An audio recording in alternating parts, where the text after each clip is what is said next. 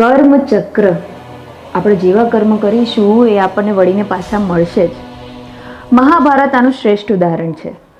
જ્યારે શ્રી કૃષ્ણ ભગવાનને હાથમાં વાગ્યું હતું ત્યારે દ્રૌપદીએ પોતાના સાડીનો ટુકડો પાડીને હાથે લગાવ્યો હતો.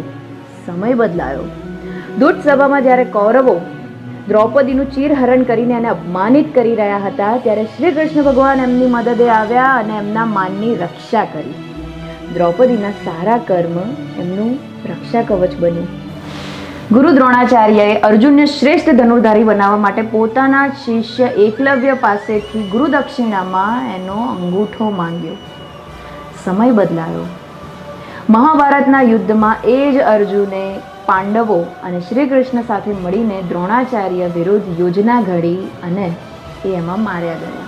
દ્રોણાચાર્યનું એ ચાલાકી ભર્યું કર્મ સમય આવે એમને પરત મળ્યું. ભીષ્મ પિતામહે અંબાને પોતાના પસંદીદા સાથીદારથી દૂર કરીને એમને દુઃખી કર્યા હતા.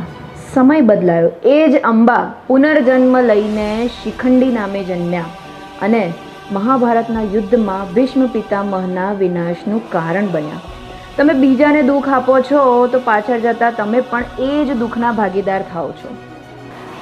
તમારા કર્મ નક્કી કરે છે કે તમે ધર્મ સાથે જોડાયેલા છો કે અધર્મ સાથે, અને એનાથી જ તમારા જીવનનો હિસાબ નક્કી થાય છે, હે ને? જય શ્રી કૃષ્ણ.